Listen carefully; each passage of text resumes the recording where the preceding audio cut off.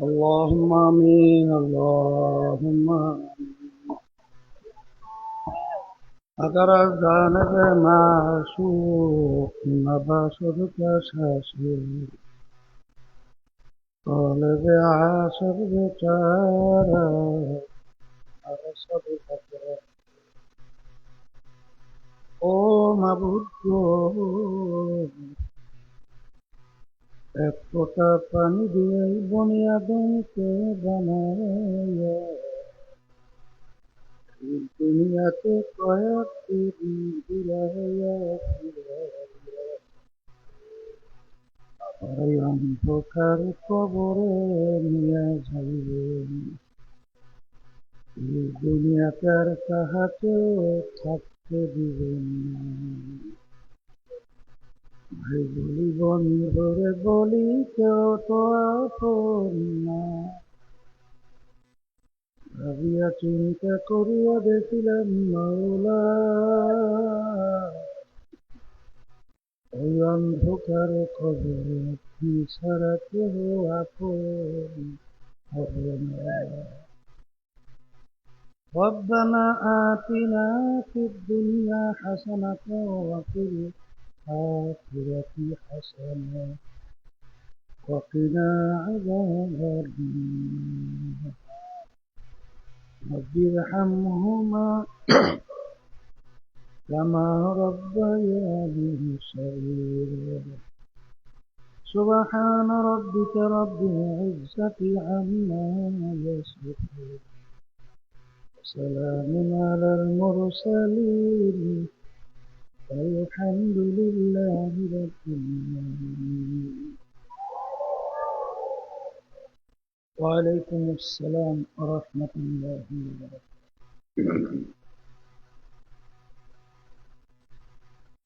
الحمد لله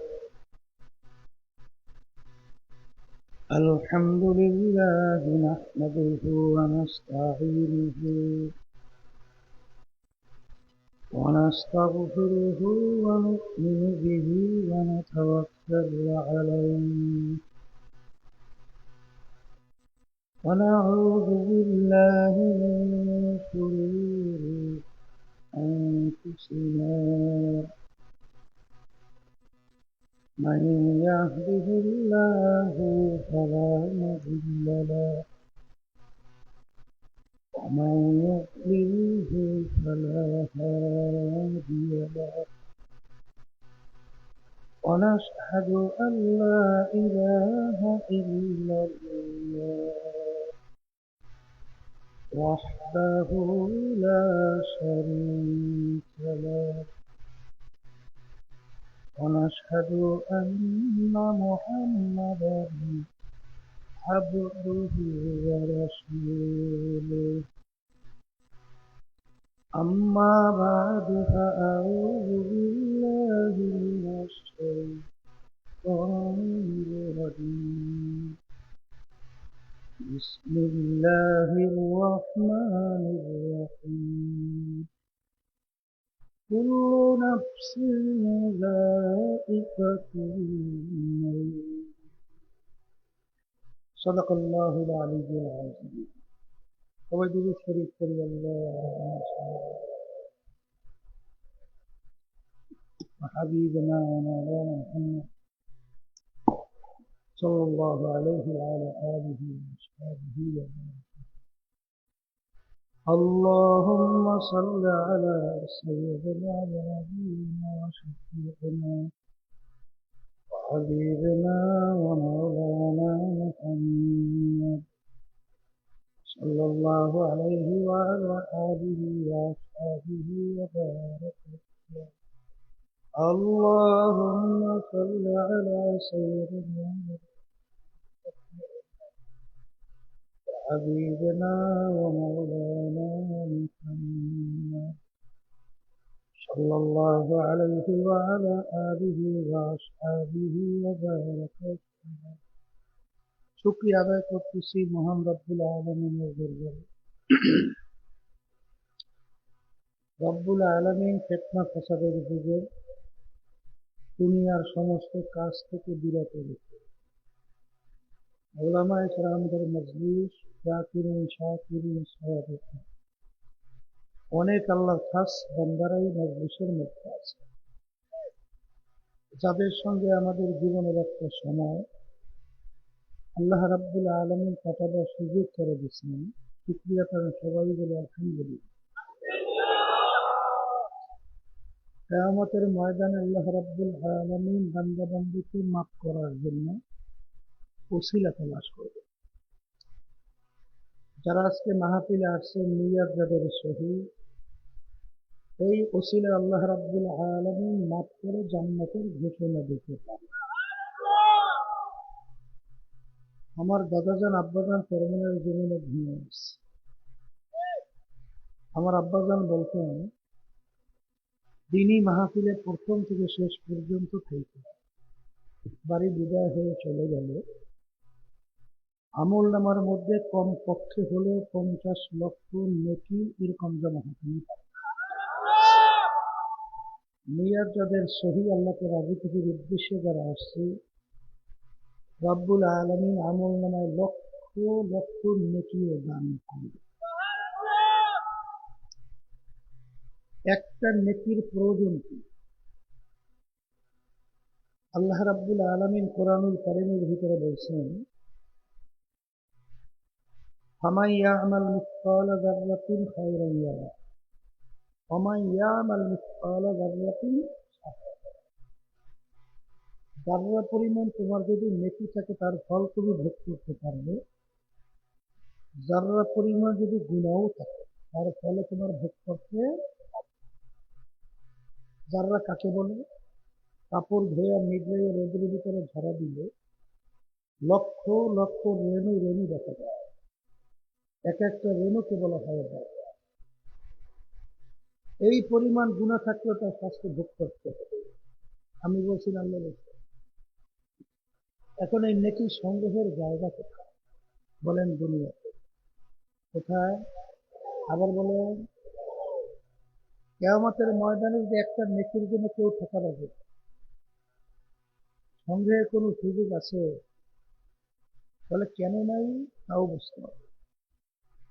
আল্লাহ রাব্বুল আলামিন কিয়ামতের ময়দানের অবস্থানটা বুঝাতে গিয়ে বলছেন ইয়াওমা ইয়াফিরুল মার'উ মিন আখিহি ওয়া উম্মিহি ওয়া আবিহি ওয়া সাহিবাতিহি ওয়া বানিহি লিকুল্লি ইমরিইন মিনহুম ইয়াওমাইযিন শা'নুন ইউগনিহি। রব্বুল আলামিন বলছেন মা পর্যন্ত সন্তানের পরিচয় না দিয়া সন্তান থেকে মা ভাইগা যাবে। মা যদি সন্তান থেকে ভাগে, তাহলে মায়ের চেয়ে দ্বিতীয় কে আপন আছে? আছে কেউ? কেউ আছে? তাহলে মাই যদি সন্তানের পরিচয় না দিয়ে ভাগে, তাহলে অন্য কেউ আপনাকে নেকি দেবে চিন্তা করা যায়? আর একটু আসতে বলে, যায় না, যায় না। তাহলে নেকি সংগ্রহের জায়গা কোথায়? বলেন মুখ খুলে দুনিয়াতে। আজকে যারা আমরা মাহফিলে আসছি, নিয়াত যাদের শহীদ, আল্লাহ কবুল করলে একটা দুইটা না, লক্ষ লক্ষ নাকি আল্লাহ আমল নেন। যারা মাহফিলে আসছে ঘুরছি না ঠুকছি, বলেন আল্লাহ জিতছি না ঠকছি? আর যারা আসে নাই তারা ঠকছে। কথা ঠিক নেই। কিন্তু আপনি আর আমি তো বলি জিতছি আর ঠকছি। কিন্তু এক শ্রেণীর মুসলমানের ঘরে সন্তান জন্মগ্রহণ করার পরে তারা আমাদের কথাগুলো শুনে মিষ্টি মিষ্টি হাসে, একজন আরেকজনের গায়ে ধইলে ধইলে হাসতে হাসতে করে। আমাদেরকে ওরা ধর্ম অন্ধ পর্যন্ত বলতেও দ্বিধা করে না। কথা ঠিক ছিল। বস্তুবাদী। ওরা বলে যা দেখি না দু নয়নে বিশ্বাস করি না গুরুর দেখে, অর্থাৎ দেখেও না বিশ্বাসও। আপনি যদি প্রশ্ন করেন তুমি কি জ্যান্ত না মরা, বলবে আমি জ্যান্ত। জ্যান্ত মানে কি? পূর্বিকার রূপ আছে না নাই? যদি জিজ্ঞেস করেন বলো তো তোমার রূপটা কি কালো, না নীলা, না ধলা, লম্বা, না চ্যাপ্টা, না গোল, দেখছো কিনা বিবরণ দেয়, তো কি বলবো? দেখি। তাহলে যেই মালিক তোমার ভিতরে গোপনে রূপ রাইখা তোমাকে হাঁটাইতে চলাইতে কথা বলাতে পারে, সেই মালিক তোমাকে গোপনে কবরে রেখে আজাদ দিতে পারে না? আসতে পারে? যেরকম পারে। হুজুর তাহলে মাওলার পরিচয় পাই কি বলে? তাহলে আল্লাহর পরিচয় পাওয়ার জন্য আল্লাহ রাসূল সাল্লাল্লাহু আলাইহি ওয়াসাল্লাম বলেন, আল্লাহর মাখলুকাত নিয়ে মুরাকাবা করে, চিন্তা করে আল্লাহর পরিচয় পাওয়া। বলে তা কি? এই বুঝ কিন্তু আল্লাহ রাব্বুল আলামিন মানুষের মধ্যে দান করছে, কোন পশুর মধ্যে এই বুঝ আল্লাহ দান করে। আপনি রাস্তায় যাইতেছেন, দেখেন রাস্তার ভিতরে গোবর হয়ে গেছে, গোবর, গোবর ছিল, ধারে কাছে কোনো গরু নাই, দেখাও যায় না, কিন্তু গোবর দেখার পরে আপনি কি বলবেন? এখান থেকে একটা গরু গেছে। আচ্ছা, গরু কি আপনি দেখছেন? তাহলে আপনি বললেন কি হবে? তাহলে গোবর দেখা। বলেন বলেন, কি দেখা? তাহলে গোবর দেখা যেহেতু আপনার ব্রেন বলে, আপনার বুঝ বলে এখান থেকে একটা গরু গেছে, তাই ঠিক আমার মালিকের মাখলুকাতের দিকে তাকাইয়ে যে মোরাকাবা করবে, তখন তার কাছে খালেকের পরিচয় এসে যাবে। বৈজ্ঞানিকরা বলছেন আমরা যে সূর্যটা দেখতেছি, এই সূর্যটা নাকি দুনিয়া থেকে 13 লক্ষ গুণ বড়। সূর্য যেখানে অবস্থান করতেছে দুনিয়ার থেকে 9,30,00,000 মাইল দূরে। 13 লক্ষ গুণ বড় সূর্য 9,30,00,000 মাইল দূরে অবস্থান করতেছে। গরমের দিনে দুপুরের সময় এই ঠান্ডা জমিনের ভিতরে যখন সূর্য তাপ দেয়, মানুষ রোদে পুইরে আমরা কাঁদে ফেলে যায়। ওই সময় যদি কাউকে টিনের চালে বাইন্দা রাখে, 2-1 ঘন্টা পরে মনে আর জানতে পাওয়া যাবে। এত আগুন, এত গ্যাস, এইটা জ্বালাইলো কে? সূর্যটা বানাইলো কে? ঝুলাইয়া রাখলো কে? কিভাবে রাখলো? এই নিশ্চয়ই একজন বানাই না কারিগর আছে। তখন তার উত্তর আসবে, সেই কারিগর হলো আল্লাহ। তারা ঠিক কিনা? যখন আল্লাহর বান্দাবান্দি একটা গোলাপ ফুল নিয়ে মোরাকাবা করে, গোলাপ গোলাপ ফুলের ভিতরে কি সুন্দর মনোমুগ্ধকর ঘেরান, যেই ঘেরানে মন ঠান্ডা হয়ে যায়। এই ঘেরান কেউ দেখছে? আজকে বল, এই ঘেরানটা লুকিয়ে কোন জায়গায় কে রাখে? এত সুন্দর গোলাপ ফুলটা এই ঘেরান কে তৈরি করবে? তখনই মুরাকাবার মাধ্যমে ওই আল্লাহর বান্দা বান্দি বলে, আর আমি তু হ্যায় ভো মে তু হ্যায় জল মে তু हर जा तू जिधर देखता हो मैं तू ही तू है तू ही तू है तू ही तू। হে আমার দয়ার মালিক, আমি যখন গোলাপ ফুল দেখি গোলাপ ফুলের ঘ্রাণ দিই, আমি গোলাপ ফুল দেখি না, ঘ্রাণ পাই না, আমি দেখি তোমাকে, ঘ্রাণ পাই তোমার। কথা ঠিক কি? হ্যাঁ, বাস্তবতা আছে না ভাই? এই আল্লাহর বান্দা বান্দি যখন একটা গাছের পাতা নিয়ে মুরাকাবা করে, তখন মোরাকাবা করার পরে তার ফল প্রকাশ করে, বর্গেদার একটা চলবে দর নজরে হুশিয়ার হারওয়ারাতে দপ্তরি মার ফাতে করবে গা। হে আমার দয়া কুদরাতের মালিক, আমি যখন একটা গাছের পাতার দিকে তাকাই, আমি তো গাছের পাতা দেখি না, আমি দেখি তো তোমাকে। কথা ঠিক না বে ঠিক? এই মালিককে তালাশ করে পাও না? এই মালিককে তালাশ করে পান। আমার মালিক বলেন, অবিল আফাকি ওয়া ফি আনফুসিকুম আফালা তুবসিরুন। হে আমার বান্দা বান্দিরা, তুমি তোমার নিজের দিকে তাকাও, মুরাকাবা করো, আমার পরিচয় বাবা, আমার মালিকের পরিচয় পান। সাধারণ বোঝেন না? শ্বাস চেনেন? শ্বাস, ওই পিঠা তৈরি করে শ্বাস, শুনছেন? আমার লক্ষ্মীপুরিয়ালারা কি করে? শ্বাসই করে হাজ হাজ হাজ, যাই বলেন হাজ আর শ্বাস। এই সাজের ভিতরে বিভিন্ন ডিজাইন থাকে কিনা? থাকে। আচ্ছা বলেন তো, এক ডিজাইনের সাজ দিয়ে হাজ দিয়ে কয় ধরনের পিঠা বের হয়? হ্যাঁ, না ভিন্ন ভিন্ন? আমার মালিককে তালাশ করে পাও না। তোমার আমার মায়ের পেট থেকে আল্লাহ 10টা সন্তান বের করে। মায়ের শ্বাস কয়টা?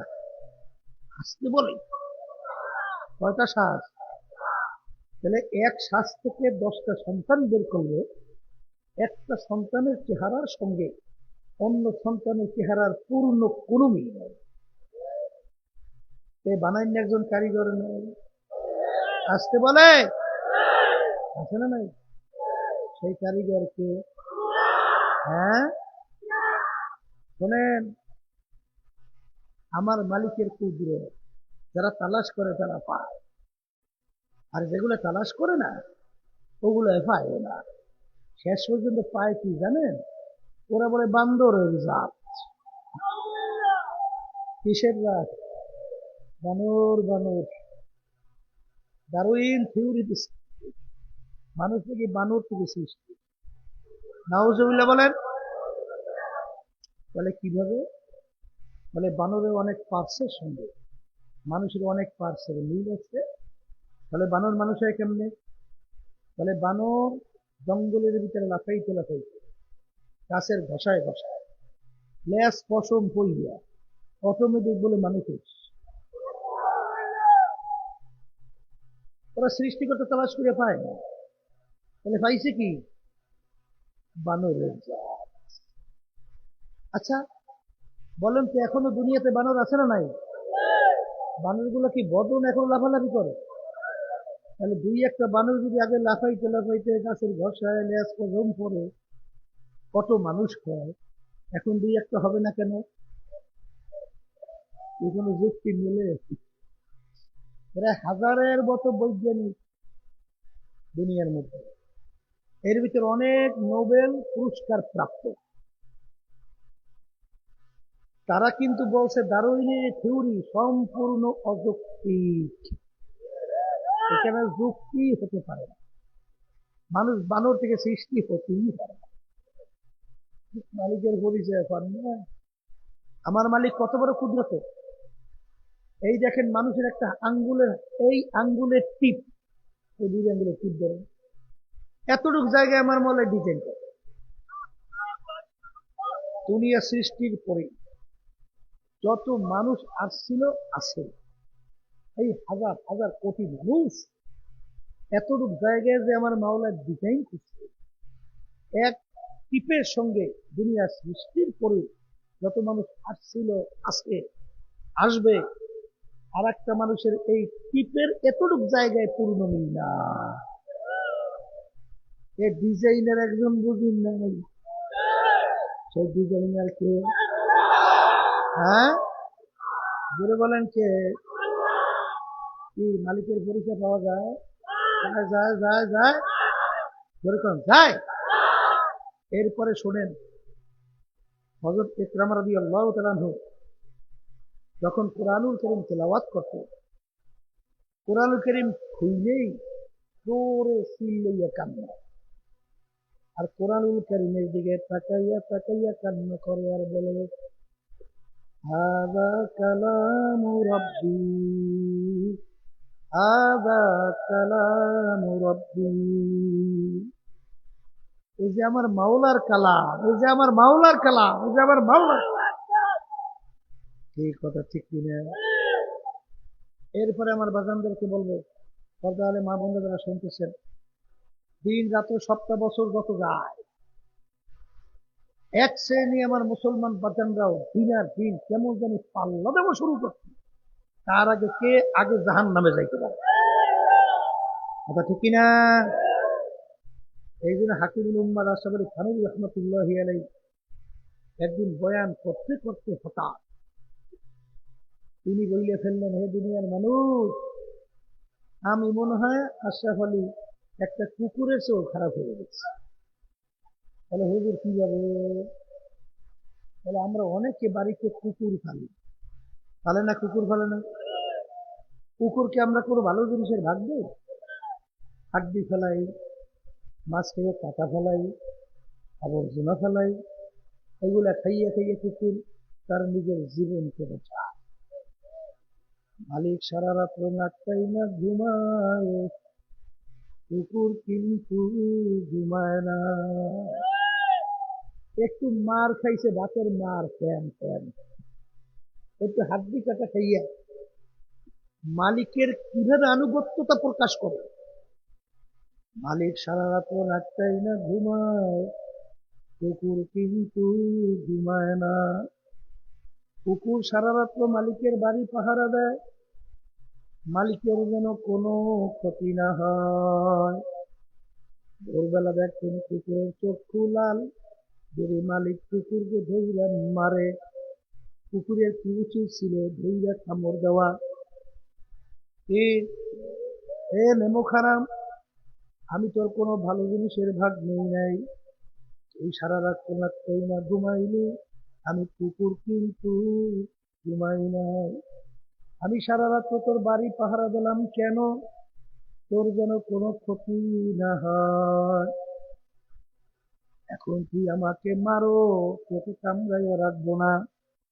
কুকুর কিন্তু তা করে না, কুকুর লাশটাকে পেটের নিচে ঢুকাইয়া কান দুইটা একটু নিচের দিকে নামাইয়া মাথার চক্ষু দুটা বুঝু বুঝু মালিকের দিকে করুণ দৃষ্টিতে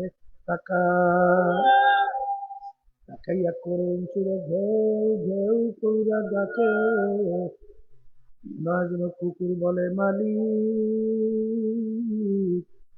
তুমি আমাকে মাফ করে দাও, আমাকে মাইরো না। হাকিম মুহাম্মদ আশরাফ আলী থানভী রাহমাতুল্লাহ আলাইহি বলেন, ওরে দুনিয়ার মানুষ কুকুরটাও মালিক চিনল, আর তুমি আমি আশরাফুল মাখলুকাত মানুষ হইয়া আমার মালিককে চিনলাম না। কি কথা ঠিক না ভাই? ঠিক। এই মালিকের পরিচয় পাওয়া যায় না? আসতে এই যায় কি যায় না? তাহলে আমার বাজানদেরকে বলবো, পর্দা আলে মা বোনদেরকে বলবো, শোনেন, মরণ কিন্তু লাগবে। আসতে কি লাগবে? মরণ বোঝেন? এই একদিন কিন্তু সাদা তিন কাপড় দিয়ে পেঁচ দেবে, আর ওই মাটির নিচে গর্ত খুঁজে নিয়ে চাপা মাটি দিয়ে রাখতে আসবে। মাটির গর্ভের মধ্যে। আর একবার যদি কেউ কবরে যাই আসে, আর কিন্তু দ্বিতীয়বার আসার সুযোগ নেই, আর নেক কামাই করার কোনো সুযোগ নেই। এই নেক কামাই করার জায়গা দুনিয়াতে যে কদিন চক্ষু খোলা থাকবে, কথা ঠিক কিনা? এখন মরণ যেহেতু লাগবে, মুসা আলাইহিসসালামের সঙ্গে মালিকের সঙ্গে কথা, আমার নবী মুসা কি চান? এক কথায়, মালিক আপনি আমার জায়গায়, আপনার জায়গায় আমি কি চাইছি? বলে বরকতের সঙ্গে আয়াত বাড়াই চাইছি। কি পরিমাণ? তাহলে প্রত্যেক পশমের বিনিময় 100 বছর। বছর আচ্ছা, পাইলাম প্রত্যেক পশমের বিনিময় 100 বছর করে হায়াত। মালিক এরপরে কি হবে? বলে এরপরে আবার মালাকুল মউত হাজির। এবার মরণ লাগবে। মুসা আলাইহিস সালাম বলে মালিক তাহলে আর হায়াত বাড়ারও দরকার নাই, তোমার সিদ্ধান্ত, আমি তৈরি, তুমি আজরাইল পাঠাও জান কবজ করার জন্য। যত হায়াত পান না কেন, যত বাড়ুক না কেন, মরণ কিন্তু লাগবেই লাগবে। আসতে বলে কি মরণ লাগবে? আবার তো মুখ খুলে বলেন লাগবে। এটা অনেকের কাছে ভালো লাগে না শুনতে, মরণের কথা শুনতে ভালো লাগে না, কিন্তু লাগুক বা না লাগুক, একদিন না একদিন কিন্তু মালাকুল মউত হাজির হবেই হবে। কি হবে? এখন আমার বাজানদেরকে বলবো, যেহেতু মরণ লাগবে, পর্দারে মা বন্ধুরা শুনছে, এই দুনিয়ার যে কোনো কাজের ভিতরে একবার নয় 5বার যদি কেউ ঠগে, আবার ওই কাজের ভিতরে চেষ্টা করলে জিতবার আশা করা যায় কি যায় না? কিন্তু এই কবরের যাত্রীরা একবার যদি কেউ দুনিয়া থেকে বিদায় নিয়ে কবরে চলে যাও, আর ওখানে যাইয়া যদি কেউ একবার খোদা না চেষ্টা করো, আর দ্বিতীয়বার দুনিয়াতে এসে আপিল করিল, জিতবার কিন্তু আর আশা না। কি জোরে বলেন? জিতবার আশা আছে? আর জিতবার আশা আছে? তা যদি নাই থাকে, আর দুনিয়া মাজরাতুল আখিরাহ, এই দুনিয়াটাই হইল এই আখিরাতের সম্বল সম্পদ কামাই করার জায়গা। এই কথা ঠিক কিনা? ও কবরের যাত্রীরা, মরণ যেহেতু লাগবে, কবরে যেহেতু যাওয়া লাগবে, মরার পরে কি হবে আমার মালিক কিন্তু আগেই জানিয়ে রাখছেন, ফারিকুন ফিল জান্নাতি ওয়া ফারিকুন ফিস সাঈর। আমার মালিক বলে মরণের পরে আমি মানুষগুলোকে 2টা ভাগে ভাগ করব। কয় ভাগ? মুখ খুলে বলেন কয় ভাগ? কয় ভাগ? কয় ভাগ? এক শ্রেণীর মানুষকে আমার এমন, ওদের জন্য বালাখানা বেহেশতে মেহমানখানা বানায় রাখলাম, সেই মেহমানখানার ভিতরে ঢুকলে আর কোনোদিন বের করা হবে না। বেহেশত আল্লাহ আপনি আমার জন্য, আমাদের সবার জন্য আপনি কবুল করেন, আল্লাহুম্মা। কথা ঠিক কিনা? আর এক শ্রেণীর মানুষ, ওদের জন্য আমি এমন শাস্তির জায়গা বানিয়ে রাখলাম, এই শাস্তির জায়গার নাম হলো জাহান্নাম। আল্লাহ আপনি আমাকে আমাদের সবাইকে জাহান্নাম থেকে মুক্তি দান করে, আল্লাহুম্মা। এখন আমার বাজানদেরকে বলবো, কবরের যাত্রীরা, এই মরণের পরে দল কয়টা? বলেন বলেন। একদল জান্নাতি, আর একদল জাহান্নামী। এখন আমরা এখানে যারা আসছি, সমস্ত কাজকর্ম রেখে এই ঠান্ডার ভিতরে কষ্ট তৈরি রয়েছে, কিসের আশায়? জান্নাতে যাওয়ার আশা। এটা ঠিক না? জাহান্নাম থেকে মুক্তি পাওয়ার আশা। এটা ঠিক আছে তো? এখন জাহান্নাম থেকে মুক্তি পাওয়ার জন্য, বেহেশতে যাওয়ার জন্য 2টা কাজ করতে হবে। বেহেশতে যাওয়ার জন্য কয়টা কাজ? মুখ খুলে বলেন কয়টা কাজ?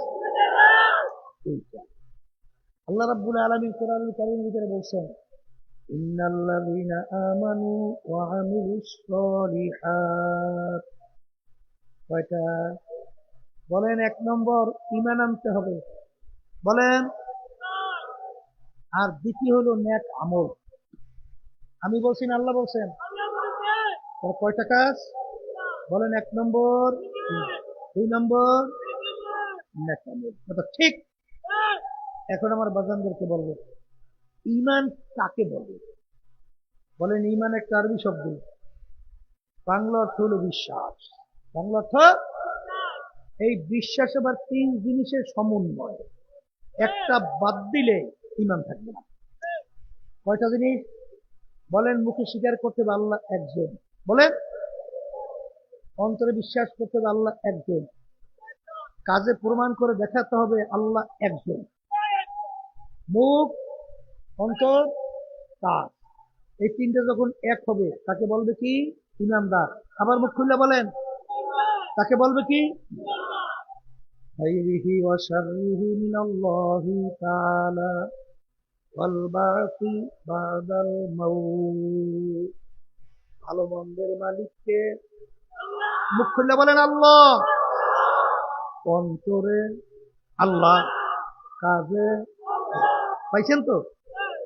সমস্ত ক্ষমতার মালিককে আল্লাহ, অন্তরে, কাজে।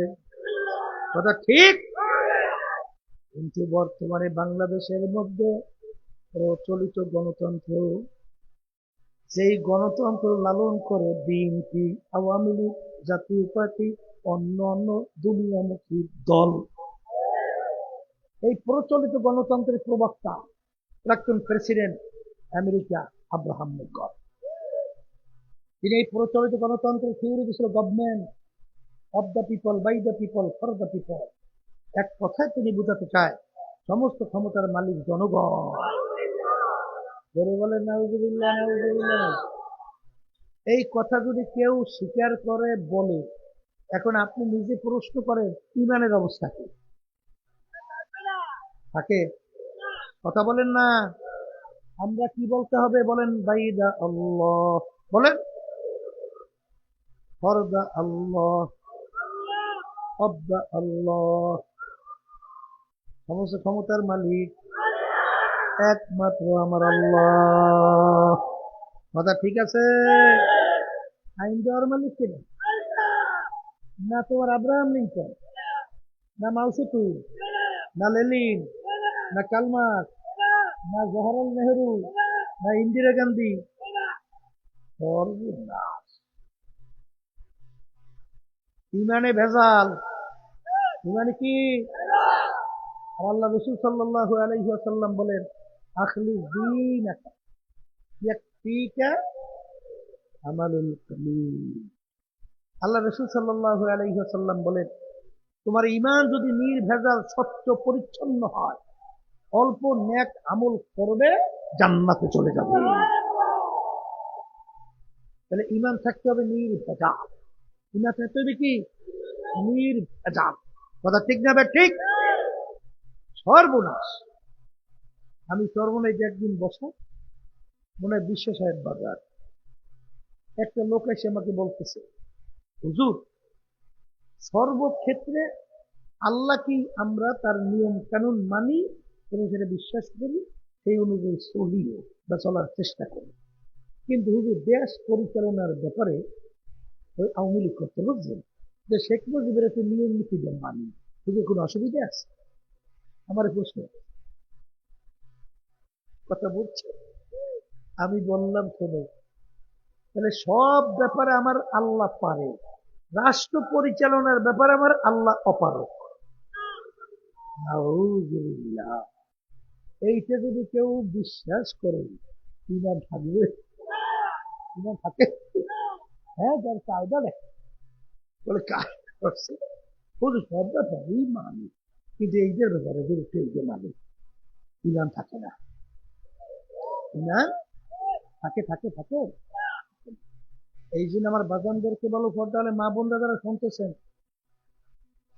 এক হাদিসের মধ্যে আসছে কিয়ামতের ময়দান 1000 লোকের ভিতরে 999 জন জাহান্নামী। আল্লাহ মাফ করে দেয়, আল্লাহ মাফ করে দেয়। আল্লাহু আকবার। এই জন্য অনেকে মনে করিয়েন না, হুজুর আমরা মুসলমান কয়েছে ও মাওলা গীতে এমনিতে এক কায়দায় ফেলাইয়া বলছে নিবি নিবি, এরকম একদল আসে আছে। আশা থাকা ভালো। ওই সর্বনাই কি বুঝছে, একজনে আমাদের সাথে খুব ভালো সম্পর্ক, কিন্তু ঠিক মতো নামাজ টামাজ করে না। তা আমি বলতেছি যে ব্যাপার, আপনাদের ঠিক মতো নামাজ টামাজ করেন না কেন? বলে কেন হুজুর, আল্লাহ রাব্বুল আলামিন ঘোষণা করছে না? কি ঘোষণা করছে? আল্লাহ বলছে না আমি গফুরুর রহিম? কি ঘোষণা করছে? আল্লাহ গফুরুর রহিম। আমি বলি, ঠিকই তো আছে, এই ঘোষণা তো ঠিক আছে। আল্লাহ দয়ালু, দয়ার সাগর, মায়ার শেষ নাই। এ হুজুর সেদিকে তাকাই আছে। আমি বললাম, মাশাআল্লাহ। তাহলে আপনার কাছে একটা প্রশ্ন করি, শোনেন, মালিকের গোলাম, মালিক বলে গোলামকে ডানে যা, ও যায় বামে, বলে বামে যা, ও যায় ডানে, তবে সামনে যা, ও যায় পিছনে, যা বলে সব উল্টা। ওই গোলামের প্রতি মালিকের কোনো দয়া আসে? আছে দয়া? কিন্তু মালিক যদি বলে ডানে যা, বহুত রাস্তা বিপদ চলা যায় না, কিন্তু মালিকের হুকুম পালন করার জন্য চেষ্টা করছে। মালিক দেখে নাই? বামে যা, বিপদ, তারপরে চেষ্টা করছে, দেখে না? সামনে যা, বিপদের শেষ নাই, চেষ্টা করছে, দেখে না? ওই মালিকের, মালিক ওই গোলামের প্রতি দয়া মায়া আসে। জোরে বলেন কথা ঠিক কিনা? এই জন্য আমার বাজানদেরকে বলবো, পর্দালে মা বোনরা যারা শুনতেছেন, আশা থাকা ভালো, নৈরাশাও কিন্তু কুহুরি। নৈরাশা কি? কুহুরি। নৈরাশা হওয়া যাবে না, আশা থাকা কিন্তু ভালো। কিন্তু আল ঈমানু বাইনাল খাউফি ওয়ার রাজা, ঈমান বলা হয় আশা এবং নৈরাশা, এর মাঝখানের অবস্থানের নাম ঈমান। ভয়ও যেরকম প্রবল থাকতে হবে, আশাও সেরকম প্রবল থাকতে হবে। কথা ঠিক কিনা? শুধু আশার সাগরে সাঁতরাইয়েন না। কথা ঠিক না? ঠিক। এই জন্য আমার বাজানদেরকে বলবো, শোনেন, আল্লাহ রাসূল সাল্লাল্লাহু আলাইহি ওয়াসাল্লাম যখন দিন পরিপূর্ণ হয়ে গেল, জাবালের রহমতের গোড়ায় বলছে বিবাহের বাসর, আল্লাহ রাসূল সাল্লাল্লাহু আলাইহি ওয়াসাল্লাম প্রায় 100 লক্ষ মতো সাহাবা কেরাম তাদের উপস্থিতি বলতেছেন, এই সাহাবারা, আমি কি আমার দায়িত্বকে আমি পালন করতে পারছি? সাহাবায়ে কেরাম এসে বলে, আল্লাহ রাসূল, আপনি আপনার দায়িত্ব পালন করতে পারছেন। তোমরা সাক্ষী থাকো, কিয়ামতের ময়দানে আমার মালিক যখন জিজ্ঞাসা করেছে, আমার দায়িত্ব আমি ঠিক মতো পালন করতে পারছি। কথা কয় না?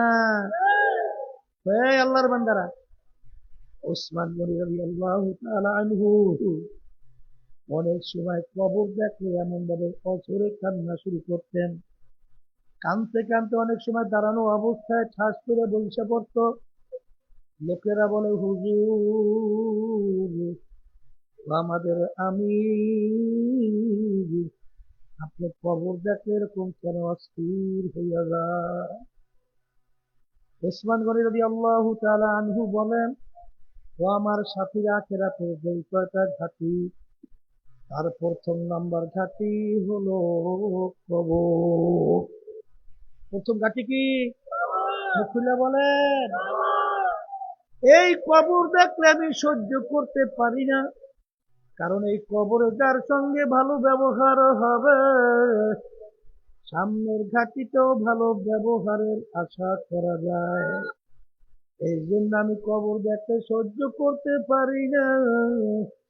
ওমর ফারুক রাদিয়াল্লাহু তাআলা আনহু অর্ধেক দুনিয়ার রাজত্ব করলেন, আমার মাওলার ভয়, আমার মালিকের আযাব গজবের ভয়, কানতে কানতে ডালের ভিতরে দাগ পড়ে গেছিল।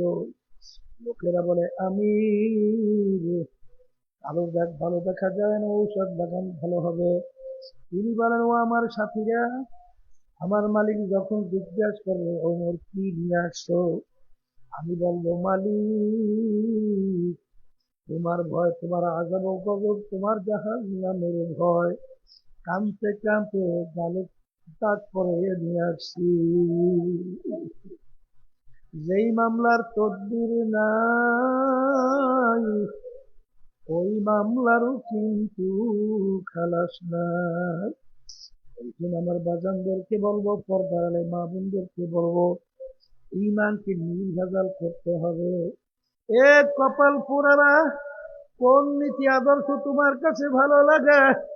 আহারে আমার মালিক বলেন, ইন্নাদ্দীনা ইনদাল্লাহিল ইসলাম, আমার কাছে একমাত্র নিয়ম নীতি আদর্শ গ্রহণযোগ্য, সেই নীতি আদর্শের নাম হলো ইসলাম। এই নীতি আদর্শের নাম কি? এই জোরে বল, নীতি আদর্শের নাম কি? হ্যাঁ, আল্লাহর বান্দারা, কবরের যাত্রী, এই মানব রচিত তন্ত্র মন্ত্রের মাধ্যমে কেউ দুনিয়াতে শান্তি পাইছে? পাইয়া থাকলে একটু চ্যালেঞ্জ দিয়ে দেখাইয়ে দেন, চ্যালেঞ্জ দিলাম, পায় নাই, কোনোদিন পাবে না। অশান্তির এখন ধাউ ধাউ করে জ্বলতেই থাকবে। নিজে আদর্শ আমার মালিক মনোনীত করেছেন ইসলাম, আর ইসলাম শব্দের অর্থ শান্তি, কথা ঠিক কিনা? এই উদাহরণ দিলি বলবেন, দুই একটি উদাহরণ দিয়ে বলি। আমিনু কামা আমানান নাস, আল্লাহ রাব্বুল আলামিন বলেন সাহাবায়ে কেরাম যেভাবে ঈমান আনছিল ওইভাবে ঈমান আনো, ওইভাবে ঈমান। সাহাবায়ে কেরামদের ঈমানের অবস্থা কেমন ছিল? তারা ইসলামের নীতি আদর্শ লালন করার পরে, গ্রহণ করার পরে তাদের অবস্থানটা কি হয়েছিল? হায় রে হায়! হ্যাঁ, আমি রওনা করছে জেরুজালেম, আমি ওমর ফারুক রাদিয়াল্লাহু তাআলা আনহু উটের পিঠে বসা, গোলাম উটের রশি টানতেছে। আমি চিন্তা করবো, আমি তো মানুষ, আর গোলাম যে রশি টানে রোদ্রের ভিতরে, সেও তো মানুষ, কথা ঠিক কিনা? আমার আরামের দরকার আছে, আমার গোলামের আরামের দরকার নেই। আজকে বলে, আমি ডাক দিয়ে বলে, গোলাম তুমি এখন উটের পিঠে উঠবে, আমি উটের রশি টানবো। কি কথা, কি কথা, এ কেমন কথা? অর্ধেক দুনিয়ার রাজা, অর্ধেক দুনিয়ার রাজা, বাংলাদেশের মধ্যে প্রায় 200 দেশের রাজা, সে বলতেছে তুমি এখন উঠে পিঠে উঠবে, আমি উঠে রশি টানবো। এটা কি একটা অসম্ভব কথা না? অযৌক্তিক না? আসলে যৌক্তিক, করা বানাইব অযৌক্তিক, কথা ঠিক নেবে ঠিক। এই গোলাম তো উঠতেছে না, বলে কি আমি রশি টানবো, আমি উটের ভিড়ে, এমন কথা? এই গোলাম, আমি হুকুম করছি ওঠো, নাও চুপ হয়ে আছে। এখন গোলাম উটের পিঠে, আমির উটের রশি টানে। আবার কিছুক্ষণ আবার আমির উটের পিঠে, আর গোলাম উটের রশি টানে। আল্লাহর কুদরত, যখন জেরুজালেম পৌঁছবে, তখন উটের রশি টানার পালা পড়ল আমিরুল মুমিনিনের। নতুন জায়গা, আমিরকে তো চেনেও না। এখন লোকজন আমিরকে স্বাগতম জানাবার জন্য, অভ্যর্থনা জানাবার জন্য অপেক্ষা করতে আসে না? এখন আহলান সাহলান মারহাবা মারহাবা আমির মুমিনিন, তাইয়া উটের পিঠ থেকে আমিরকে নামাবার জন্য যখন গেল, গোলাম উটের পিঠ থেকে ডাক দিয়া বলে, আমি আমির না, আমির উটের রশি টানতেছে। এর নাম হলো ইসলাম, এই নীতি আদর্শের নাম হলো ইসলাম। আর বর্তমানে এলাকার একটা পার্টি নেতা হয়েছে, এই চাঁদাবাজকে দলে, এই খুনিকে দলে, এই টাকা পাচারকারীকে দলে, এই গুন্ডাকে দলে একটা পার্টি নেতা হয়ে যায়। ওর তাণ্ডব মানুষ ভয়তে বসে, কথা বলে ভয়তে কি আমি জিজ্ঞাসা করি বাজানদেরকে, বাজান মানুষ মানুষকে ভয় পাইবে কেন?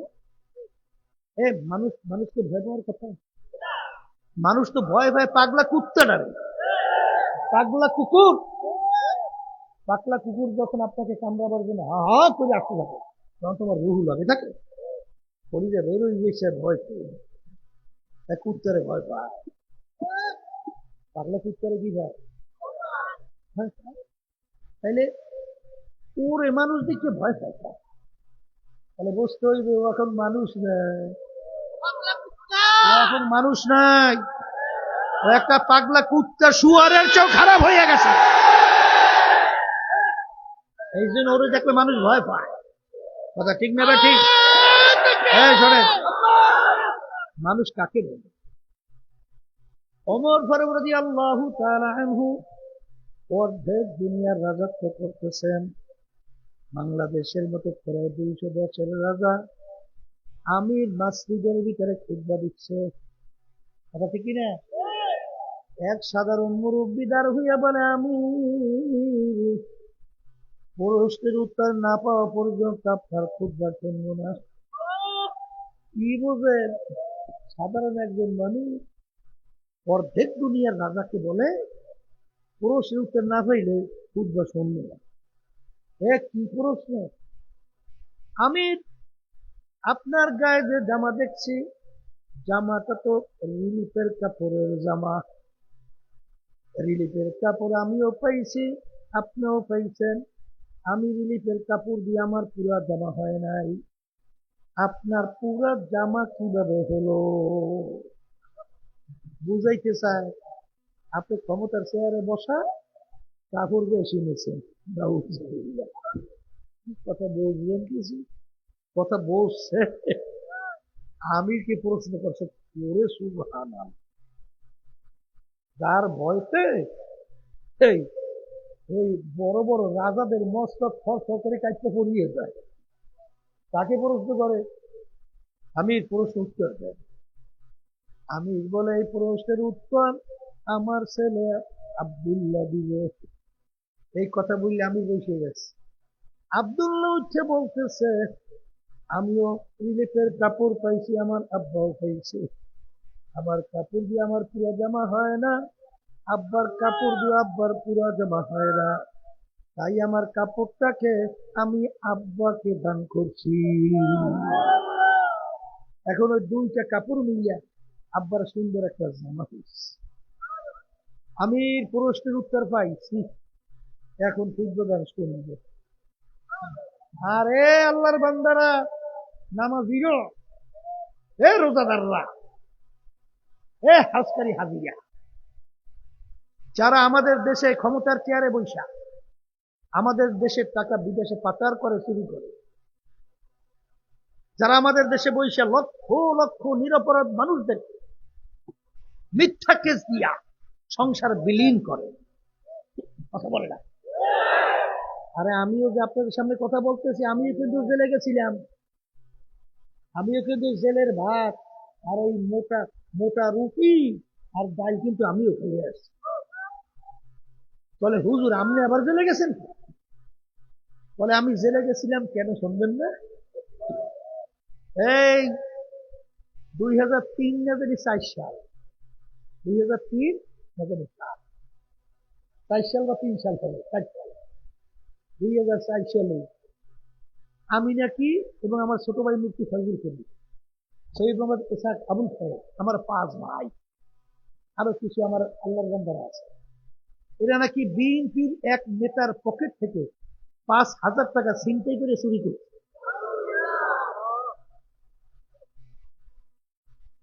বিএনপির এক নেতার পকেট থেকে কত হাজার? 5,000 টাকা ছিনতাই করে চুরি করে নিয়েছে। এই যখন যেখানে জায়গাটা খেলছে, বিশ্বাসের কথা, তখন আমি ছিলাম বাড়িতে, আমার চোখে অসুস্থ, ঠিকমতো চাইতেও কষ্ট, তাই সেখানে আমার বিরুদ্ধে কেস দিয়ে গেছে, 5,000 টাকা বিএনপির এক নেতার পক্ষ থেকে ছিনতাই করে নিয়েছে। শোনেন কোন দেশে বসবাস করে? বরিশাল আদালত ম্যাজিস্ট্রেট কোর্ট এই গ্রাউন্ডের উপরে আমাদের 5 বছর সাজা দিয়ে গেছে। বলেন তো, আমার মতো আমার ওই 5 ভাই যদি আমরা 5 বছর জেলে থাকি, তখন কি অবস্থা হয়? কি অবস্থা হয়? আমাদের ব্যাপারে যদি এই আচরণ করে, তো অন্যান্য মানুষের সঙ্গে কি আচরণ করে? হ্যাঁ, গেছিলাম আগ্রা শরীফ। আগ্রা শরীফ চেনেন? হ্যাঁ, পার্বত্য অঞ্চল। কয়েক মাস হয়েছে। সেখানে এক দায়িত্ব ছিল, আমাকে বলতেছে, হুজুর এরা 6 মাস জেল খাটার পরে বেরিয়ে গেছে, 5ই আগস্টের পরে। তাহলে কি ঘটনা হয়েছিল? তাহলে হুজুর কেস বাণিজ্য। তাহলে কেস বাণিজ্য কি? বলে হুজুর একটা কেসের নথির ভিতরে প্রায় 1100 মতো লোক ওই কেসের আসামি বানাইছে। বুঝলেন? কারা বানাইছে বুঝলেন তো? বুঝলেন নাই? আচ্ছা, বানাবার পরে হুজুর ওই নাম, ওই যে আসামি 1100 মতো, ওদের নাম ধরে টাকা নেয়, নথি থেকে বাদ দেয়। এটা হচ্ছে কেস বাণিজ্য। হুজুর আমার কাছে প্রায় 40,000 মতো টাকা চাইছে, 40,000। তা হুজুর আমি টাকা দেই নাই। না দেওয়া আমার জেলের ভিতরে ঢুকে এই 6 মাস জেল খাইতে বের হয়ে আসছে। আমাকে যখন বলতেছিল, তখন বলতেছিল যে এখনো প্রায় 250 মতো আসামি ওই নথিতে এখনো আছে। এখন বলেন, এই দেশের বিচার ব্যবস্থা কি? এক সরকার থাকলে ফাঁসি, আর এক সরকার হলে মৃত্যুর হালাত। কোন দেশে বসবাস করে? কোন মানুষ এই দেশের ভিতরে বসবাস করতে পারে? কোন মানুষ পারে? কথা কয় না। আজকে একটা পানের দোকানদার, আমার বাজানরা, পানের দোকানে পর্যন্ত চাঁদা। গেছিলাম কুমিল্লা, ওই চেনলেন রহমতপুর। চেনেন না? আমাদের এলাকায় তো বয়ান করে। হ্যাঁ, ওই তো রাশিদুল ইসলাম রহমত, তার বাসায় গেছি, আমাদের জন্য ফল নিয়ে আসে। তো ফলের দাম জিজ্ঞেস করতে গিয়ে বলে, হুজুর যার থেকে ফল আনছে, সে বলতেছে, হুজুর এখানে এই ফলের দোকানদারি করে দৈনিক 1,000 টাকা চাঁদা দিতে হয়। ও লাভই করে কি? এই যে দামের কথা শোনেন বাড়ছে, বাড়ছে তো চাঁদা বাঁচবার জন্য, এই টেন্ডার বাঁচবার জন্য। আর কিছু আমাদের যাইতে ভাই হুজুররাও বাইরেছে, এদের পক্ষে স্লোগান দেয়, নাউযুবিল্লাহি মিন যালিক। আল্লাহ মাফ করে। যেই কথা বলতে চাইছিলাম, আমার বাজানরে, কেউ রাগ করিলেন না, বোঝার চেষ্টা করেন, বোঝার চেষ্টা করেন। যেই কথা বলতে চাইছিলাম, যে শেষ পর্যন্ত ক্ষমতায় বিএনপি, শেষ পর্যন্ত সুপ্রিম কোর্ট ফুল বেঞ্চে যাইবে। আল্লাহ আমাদেরকে মাফ করে। কথা বুঝেন না? যেই কথা, কোন দেশে বসবাস করেন, এখন তিন জেলা আমাদের উপরে খুব রাগ না? আপনাদের এলাকায় কি জানি বলে গেছে বলে নাই, এই শ্রাবণের পিসা বন্ধ, অমুক করে বসে না? আরো কত কিছু বলবে নাকি? তো কিছুদিন আগে ওরে খাতি, আমাদের সঙ্গে খাতির এসে আসলো, না বিডি মহাসচিব, ভাইস চেয়ারম্যান সব আমাদের অফিসে গেছিল, দেখছিলেন না? ওরে খাতি। আর এখন পায় না জানি, ধরিয়ে চাপাইয়ে খায়। আবার দেখেন, ওই ঢাকার মধ্যে আমাদের বিরুদ্ধে স্লোগান দেয়, এই মিথ্যা বলে নেশা খায়, পিসাব সর্বনাই। স্লোগান গুলো শোনেন কিছু? আবার আর একটা বলে ঘোষণা দেয়, বলে পিসাব সর্বনাই, যেখানে বাবা সাইজ করবে। শোনেন এই বক্তব্য, শোনেন? হ্যাঁ, মনে করছে এই তো উঠেই দেয়, দেখেন এই হায়াতের মালিক কিনা, দুনিয়াতে বাড়াইছে কে? আল্লাহ যতদিন দুনিয়াতে রাখবে, কেউ শেষ করতে পারবে? আর যখন ডাক দেবে কেউ রাখতে পারবে? ওই ভয়টা দেখাই লাভ নাই। বলবো না তোমাদের বিরুদ্ধে চাঁদা ছাড়িয়ে দাও, চাঁদা ছাড়িয়ে দাও, কোনো কথা বলবো না। হ্যাঁ, মিথ্যাকে ছাড়িয়ে দাও, মিথ্যা কেস দেওয়া ছাড়ো, কথা ঠিক কিনা? এরপর আমাদের যারা অশান্তি করতে চায় তাদের সুরে তোমাদের সুর কেন? দালালি ছাড়ো, দেশপ্রেমিক হও, জনগণের খাদেম হও। আমার আব্বাজান রহমাতুল্লাহি আলাইহি বলছেন যে তোমরা যদি ইসলামী নীতি আদর্শ বাস্তবায়ন করো, আমি তোমাদের গোলাম হইয়া তোমাদের সহযোগিতা করব। কি মনে আছে? এই পুরান মুদ্রাদের মনে আছে? ইসলামী আন্দোলন চরমোনাই কিন্তু ক্ষমতার পাগল না, আল্লাহর রহমত আপনাদের দোয়ায়। ক্ষমতার পাগল, সম্পদের পাগল না, সম্মানেরও পাগল না। এই পথ বড় কাঁটাযুক্ত, এই পথের ভিতরে চললে গালি শোনা লাগে, জানে হুমকি আছে। বিভিন্ন কেস কামারি, বিপদের কোনো শেষ নাই, কিন্তু কেন করি মালিক যখন জিজ্ঞাসা করে, রেজাউল করিম আমার জমিনের মধ্যে আমার দিন বাস্তবায়নের জন্য তুমি কি চেষ্টা করছিলা? আমার মালিকের সামনে উত্তর দেওয়ার জন্য এই কাঁটাযুক্ত পথ, পিচ্ছিল পথ বাইসা আল্লাহর হুকুম পালন করার জন্য এই রাস্তায় নামছি।